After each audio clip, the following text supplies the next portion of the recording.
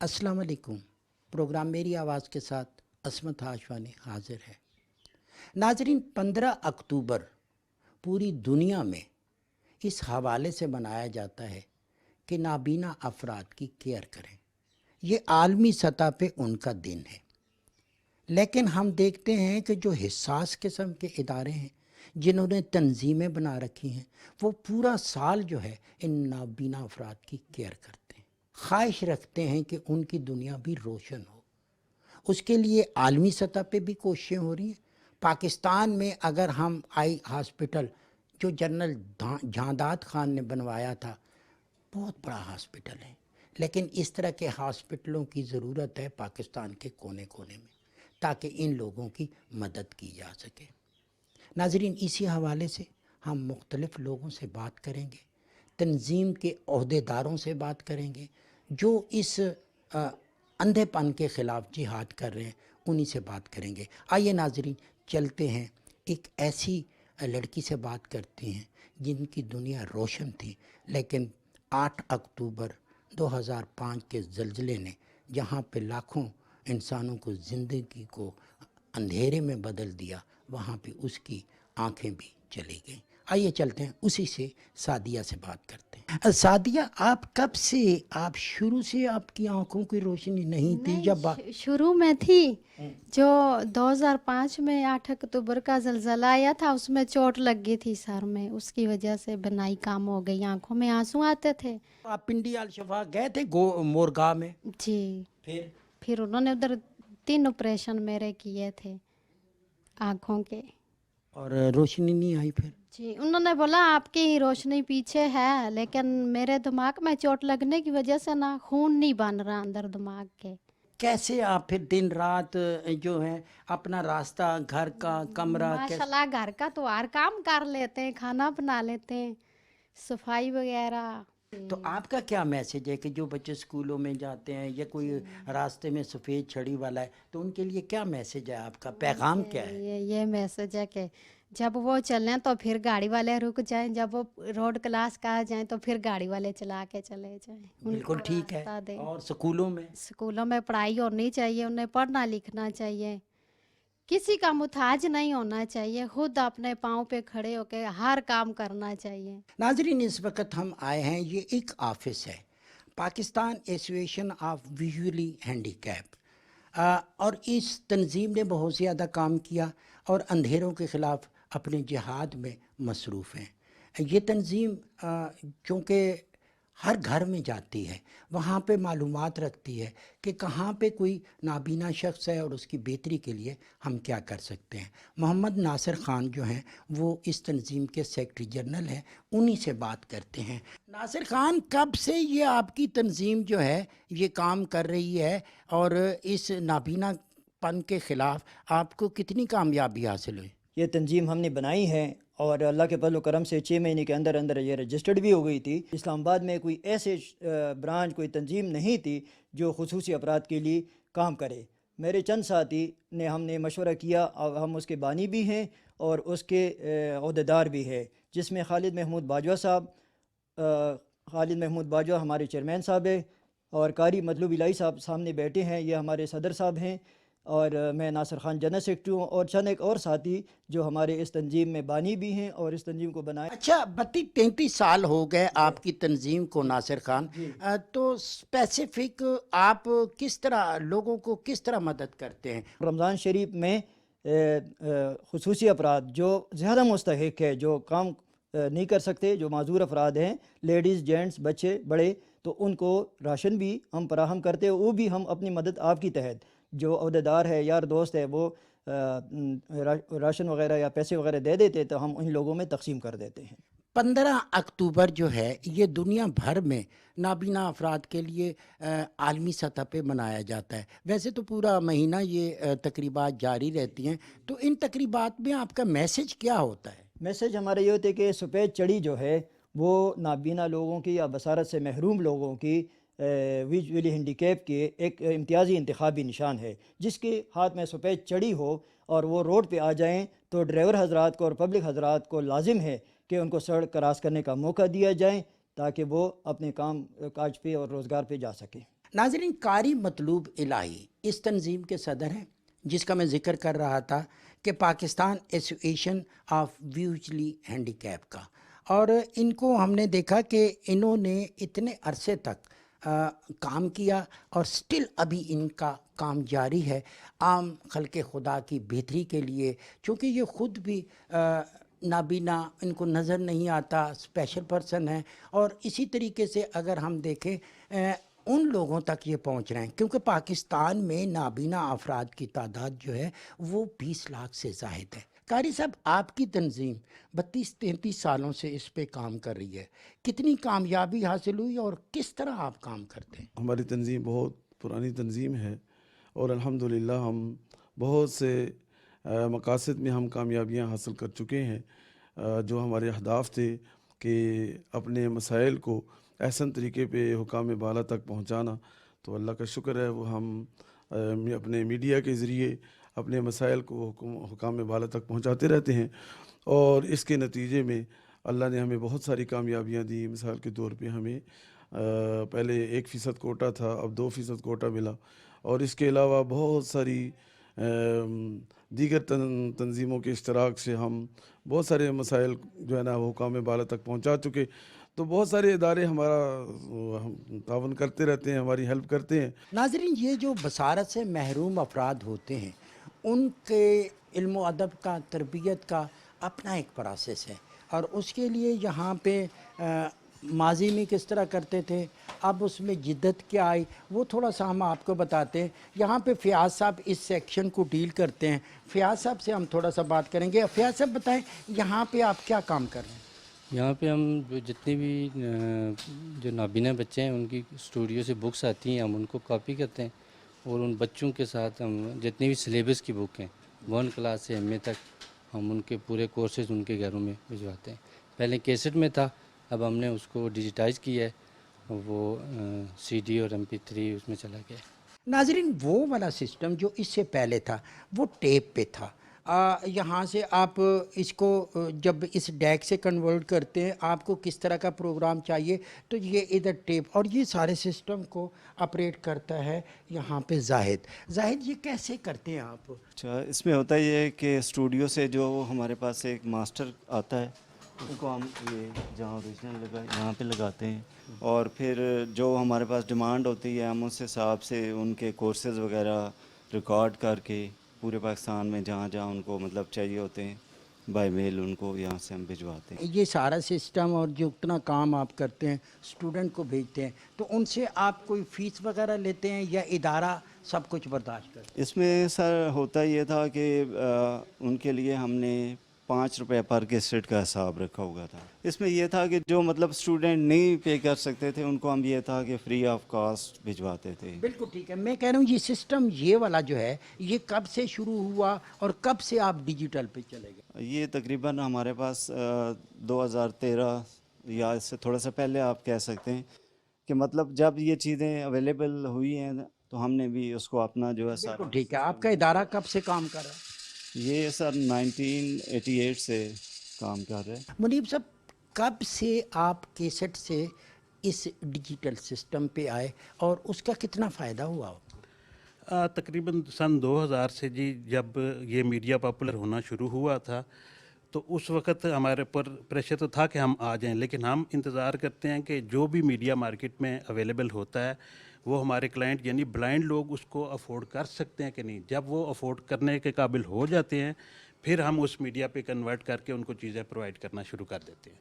और ये 2000 से हमारी कन्वर्जन स्लोली स्टार्ट हो गई थी। और फिर जूं ये पहले कैसेट्स थी, कैसेट्स के बाद CDs आ गई, CDs के बाद जब कंप्यूटर सस्ते हुए तो वो कंप्यूटर आ गया। उसके बाद मोबाइल टेक्नोलॉजी ने, एंड्रॉयड ने उस चीज़ को और हैंडी बना दिया कि आप जेब में डाल सकते हैं उसको। फिर हम आहिस्ता आहिस्ता उनको मेमोरी कार्ड्स पे लेके आए। अब ये है कि हम ये चाहते हैं कि मेमोरी कार्ड के अलावा जिन लोगों के पास कंप्यूटर है वो कंप्यूटर के ज़रिए इसको एक्सेस करें, जिनके पास एंड्रॉयड फ़ोन है वो एंड्रॉयड फ़ोन के ज़रिए एक्सेस करें।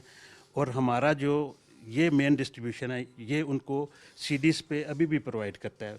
फ्री रजिस्टर्ड मेल के ज़रिए उनको उसी तरह डाक जाती है। इस कंप्यूटर की तरफ आते हैं कि आप ऑनलाइन हो गए तो कितना फ़ायदा हुआ, किस तरह को थोड़ा सा विजुलाइज हमें बताएं। ऑनलाइन में तो आपको ये फ़ायदा है कि जी कोई भी चीज़ आपको हर वक्त अवेलेबल है। ID card number, NIC number के ज़रिए आप लॉगिन हों और ये चीज़ें आपके सामने, ये देखें, ये हमारे टाइटल हैं, ये हमारी प्लेयर लिस्टिंग की लाइब्रेरी सारी आपको अवेलेबल हो जाती है। जो भी बुक्स हमारी लाइब्रेरी में हैं वो इस वक्त ऑनलाइन पड़ी हैं। किसी भी बुक को आप, मसलन कोई हमें बताएं ना क्या क्या बुक पढ़ी। ये आब हयात आप सुनना चाह रहे हैं तो आब हयात, या 23 दिन सुनना चाहते हैं, 23 दिन को क्लिक करेंगे तो उसके अंदर जितनी कैसेट्स हैं वो सारी आपके सामने अवेलेबल होगी। मेन मकसद ये, तो हमारे पास ऑनलाइन लाइब्रेरी पहले भी थी, अब इसमें हमने नया ये किया है कि हमने टेक्स्ट बुक्स जो हैं वो पहले अवेलेबल नहीं थी इसके ज़रिए, अब टेक्स्ट बुक्स भी इसके लिए अवेलेबल हैं कि जब हमारे ब्लाइंड बच्चा अपने मोबाइल फ़ोन के ज़रिए या कंप्यूटर से ज़रिए आर्डर भेजता है तो वो टेक्स्ट बुक्स हम उसके डिमांड पे उनको यहाँ से अपने सिस्टम से उसको इजाज़त देते हैं तो वो इसके इनबॉक्स में आ जाती हैं। ये बुक इस बच्चे ने डिमांड की थी कि 10th की इंग्लिश, वो 10th की इंग्लिश उसको उसी वक्त अवेलेबल हो जाती है और वो उसी वक्त उसको बैठ के अपने घर में जो है वो प्ले करके सुन सकता है। लुबना आफ्ताब को ये एजाज़ हासिल है कि जो बानी थे, जो इब्तदाई लोग थे, वो कंपनी सेक्रेटरी की हैसियत से ये मौजूद रहीं। इन्हीं से तफसील पूछते हैं। मैम, ये आपका इदारा कब से वजूद में आया और ये जो शख्सियात हैं इनमें बानी कौन है, किसने बुनियाद रखी, कितना कितना पीरियड दिया उन्होंने? हमारा ये इदारा पाकिस्तान फाउंडेशन फाइटिंग लाइन्स 1988 में ये वजूद में आया। इसको वजूद में जो लाने वाले थे उसमें ज़हीर खालिद साहब थे जो हमारे चार्टर्ड अकाउंटेंट थे। इनकी एक्चुअली आई साइड चार्टर्ड अकाउंटेंसी पास करने के बाद चली गई। फिर इसके बाद डॉक्टर सलमा मकबूल जो है वो डॉक्टर थी, उनकी भी आई साइड डॉक्टर बनने के बाद चली गई। इन दोनों लोगों ने जब इनकी आई साइड चली गई तो इन्होंने सोचा कि हम तो ब्लाइंड हो गए हैं तो हम क्यों ना कोई ऐसा काम करें कि हम आने वाले ब्लाइंड लोगों के लिए कुछ मतलब कर जाएं अपनी ज़िंदगी में। तो उस वक़्त दोनों की मुलाकात हुई और इनके फैमिली और फ्रेंड्स ने इस इदारे की बुनियाद रखी 1988 में। 1995 में साइमा अमार ने इस इदारे को ज्वाइन किया, जो कि ये एजुकेशन का प्रोजेक्ट आपने देखा है सारा, ये साइमा की इसने इस प्रोजेक्ट की बुनियाद रखी और 1995 में ही मैंने इस इदारे को ज्वाइन किया। मुझे अभी 29 ईयर्स हो गए हैं इस इदारे में। ब्रिगेडियर सादिक अवान साहब हैं, ये भी हमारे चेयरमैन भी रहे। इन्होंने भी हमें इदारे को बहुत ज़्यादा सपोर्ट किया हर लिहाज से। फिर मिसेस नसरीन मंसूर है, हमारी सीईओ हैं, लेकिन आजकल ज़रा उनके कुछ ऑपरेशन हुआ हुआ है तो वो इस वजह से सीढ़ियाँ उनके लिए ज़रा मना है चढ़ना। तो उसके बाद अब्दुल्ला यूसुफ साहब जो हैं, इनको तो कौन जो है वो नहीं जानता, एक्स चेयरमैन FBR हैं और आजकल ये इस मतलब 2011 से जो है ना वो इस इदारे को हेड कर रहे हैं एज ए चेयरमैन। 15 अक्टूबर दुनिया पूरी में सफ़ेद छड़ी का दिन कहलाया जाता है। सफ़ेद छड़ी। जी। तो ये है कि सफ़ेद छड़ी बहुत सारे लोग यूज़ नहीं करते। हमारे यहाँ जो पाकिस्तान में ट्रेंड है ना, उसमें यही है कि लोग जो है हेजिटेट करते हैं, मतलब कि हम उठाएंगे तो लोगों को पता चल जाएगा कि हम ब्लाइंड हैं। लेकिन उसमें यह है कि वो सफ़ेद छड़ी उनके लिए एक साथी का काम देती है। उनको सफ़ेद छड़ी उठानी चाहिए लाजमी, ताकि वो इंडिपेंडेंट अपनी ज़िंदगी गुजार सकें। फिर जब सफ़ेद छड़ी उनके साथ होगी तो उनको किसी और एस्कॉर्ट की ज़रूरत नहीं होगी। हम उनको ट्रेनिंग देते हैं मोबिलिटी की कि किस तरीके आपने सफ़ेद छड़ी को यूज़ करते हुए आपने रोड क्रॉस करने हैं, किस तरीके से आपने ट्रैवल करना है। पीरजादा साहब, आपको मैं मुसलसल देखता हूँ आप काम में और ख़ास तौर पे अपनी कम्युनिटी के साथ इंसानियत के नाते हर जगह पे, तो आपको कैसे ख़्याल आया कि ये जर्नलिज़म करना है और उसमें बसारत से महरूम अफराद की नुमाइंदगी करनी है? मुझे डेफिनेटली आई साइट का मसला था, विजन का मसला था, लेकिन मुझे लिखने का, पढ़ने का शुरू से शौक़ था। और मैं प्रैक्टिसिंग जर्नलिज़म रहा, अखबारात में मैंने काम किया और आप देखिए कि मैं APNS best Urdu column award का वो भी मुझे मिल चुका है और मैं पूरी तरीके से कर रहा हूँ। बात वही है, फ़ैसला। नाज़रीन, मेरे साथ हैं डॉक्टर नूरुल सबा। इब्तदाई तौर पे हम देख सकते हैं कि जो पैदाइशी तौर पर अगर नाबीना है वो तो एक अलग है, लेकिन कुछ लोग लापरवाही हो जाती है, बच्चे को बर वक्त हॉस्पिटल नहीं ले जाते, उससे भी अंधापन होता है। कुछ चीज़ें आपके जेनेटिक्स में होती हैं और बाज़ पेरेंट्स को इस चीज़ का पता नहीं चलता। अगर कभी उनको इस तरह महसूस हो कि अगर बच्चा छोटा है और छोटे होते के साथ ही वो उसकी एक नॉर्मल बच्चे की तरह وہ نہیں پرفارم کر رہا، تو پھر ان کا فرض بنتا ہے کہ وہ اس کو جتنی جلدی ہو سکے اس کو جو ہے کسی ایسے ڈاکٹر کے پاس لے کے جائیں جس کا جو ہے علاج وہ آنکھوں کا کرتا ہو یا جو اس ڈیزیز سے ریلیٹڈ ڈاکٹر ہو۔ سفید چھڑی کا دن ہے 15 اکتوبر کا، اس حوالے سے ایک میسج کوئی اگر آپ کا ہو؟ بہت سارے لوگ نابینا ہونے کے باوجود بہت ٹیلنٹڈ ہے، بہت انٹیلیجنٹ ہے، تو مجھے لگتا ہے کہ ان کی ایک کمی کی وجہ سے ان کی بہت ساری خوبیوں کو نظر انداز نہیں کرنا چاہیے۔ طاہر علی اسی ادارے میں آئی ٹی ایکسپرٹ ہے۔ طاہر، کس طرح مدد دیتی ہے یہ جو ٹیکنالوجی، خاص طور پہ آئی ٹی کی ٹیکنالوجی؟ فرسٹ آف آل میں بتاتا چلوں کہ ٹیکنالوجی جو ہے وہ نابینا بچوں کے لیے ایک اہم بنیادی جز ہے۔ جیسے کہ ہم لوگ آج کل ٹیکنالوجی سے مستفید ہو رہے ہیں، ہمارے پاس ہائی ٹیک موبائلز ہیں، لیپ ٹاپس ہیں، اسی طریقے سے نابینا بچے پہلے اس طرح کی چیزوں سے محروم تھے کیونکہ یہ یوز نہیں کر سکتے تھے، ان کے پاس کوئی ایسا میڈیم نہیں تھا کہ جو ان کو بول کر وہ چیزیں ایکسپلین کرے۔ لیکن الحمدللہ اب تقریباً 70 to 80% نابینا بچے جن کے پاس گھروں میں موبائل ہیں، کمپیوٹرز ہیں، وہ اس کو with the help of talking softwares کی مدد سے یوز کر لیتے ہیں۔